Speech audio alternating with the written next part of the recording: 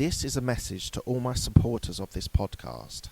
I'm introducing a new supporters program. You can contribute a small amount as a one-off payment to show your love for this podcast. Thank you in advance for all your contributions.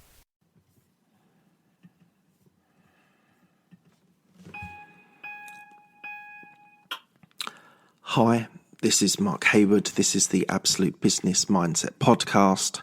Here are some of my thoughts, ideas and comments. So I want to talk to you today about loss and about bereavement, and this is a very personal podcast for myself. I want to talk to you about what that means and what you should be doing in your business life and slightly in your personal life as well.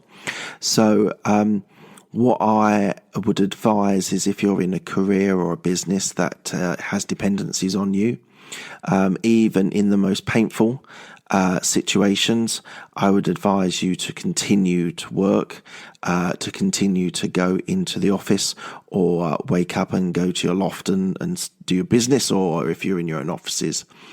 The reason I say that is because there is an importance of keeping some sort of normalcy.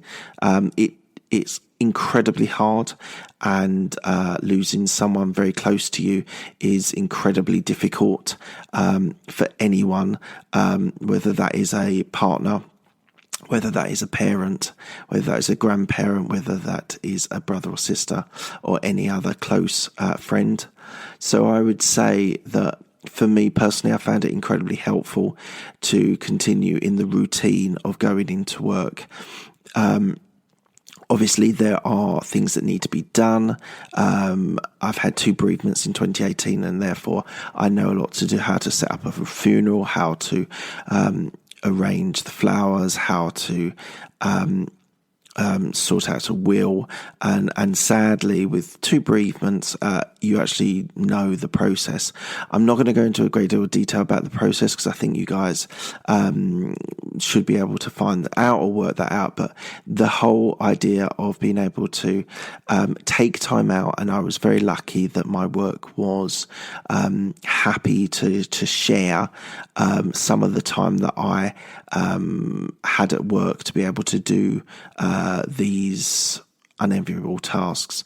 So to be able to take calls, private calls, to be able to go out and deliver or forms, or registering death, etc. If you've got a good company that you work for, they should, and I think only decency is that they should let you have that time to be able to do those tasks.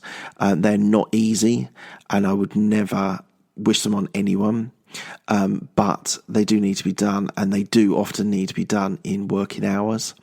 So my company that I worked for were very, very helpful. They kind of said, do what you need to do. And that was really helpful. That was just going able to register deaths, whether to do the will. It's incredibly hard to be able to do this. I found it very testing. And I'd say that anyone going through it should just really take their time. There is no right answer for doing these things. Some people take 2 weeks off and do everything in the funeral. Some people, like me, wanted to actually go into work. So you could take leave. That was another option. And I think for certain situations that might be the right answer for you.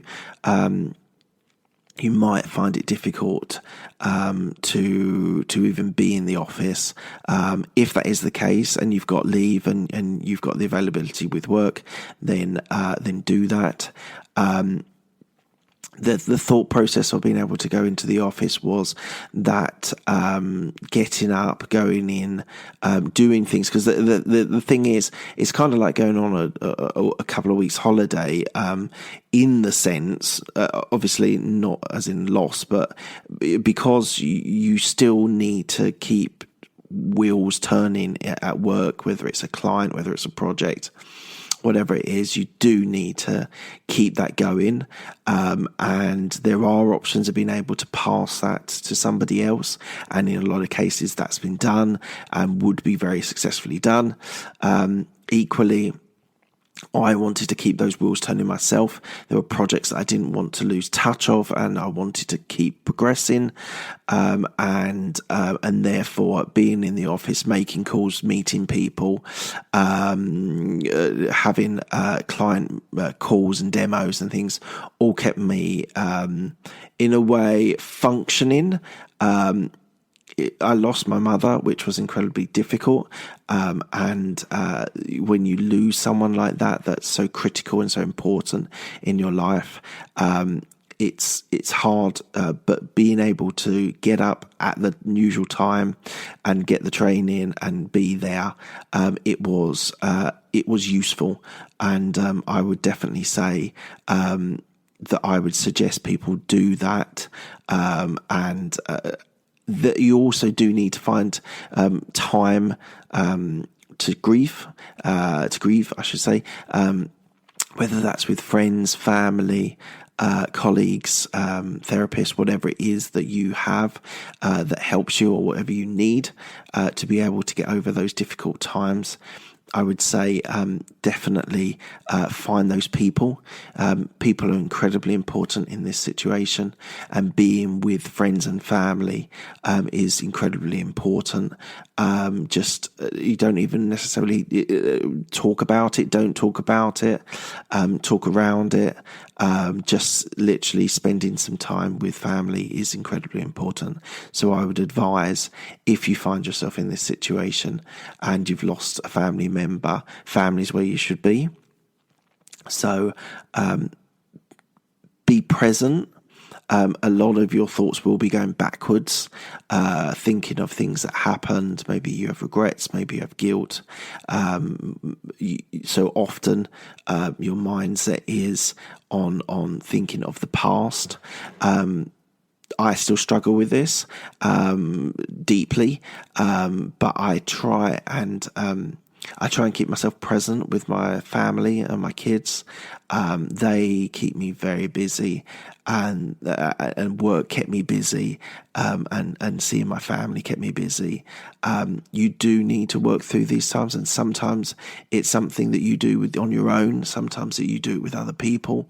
That grief is very personal, and I can advise what the best ways of dealing with it, but I'd never tell you what you need to do, because it's totally down to whatever you need. Some people don't want to talk about it. Some people do. Whatever your way of dealing with it, that is the way that you've got to.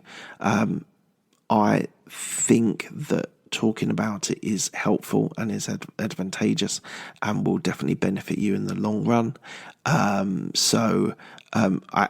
I would advise that, but honestly, sometimes the days are so bad that you just have to get through them. It's survival mode, and I've had a couple of times in my life where survival mode is present, and sometimes you just need to do that, and that is the most honest thing I can say, because you will have good days, you'll have very bad days as well. So if you're listening to this and you've never had a bereavement in your life of any significance, then think yourself lucky. It's inevitable. So please listen to this and be sensitive of people that may be going through this. Always make yourself available for friends and maybe colleagues, that if they want to talk, that you're available to talk. I had a lot of support in my work. A lot of people asked nice questions, and that was incredibly helpful.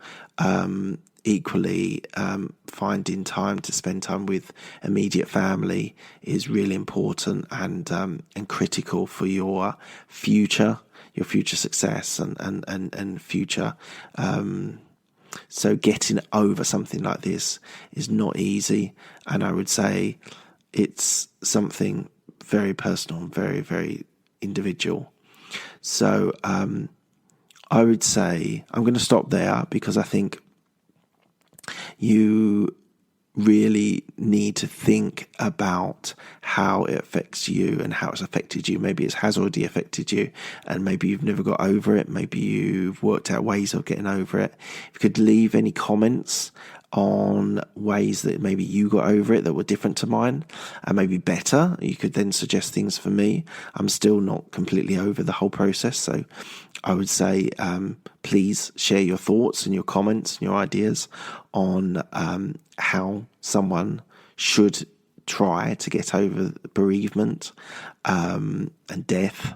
I think often words get muddled.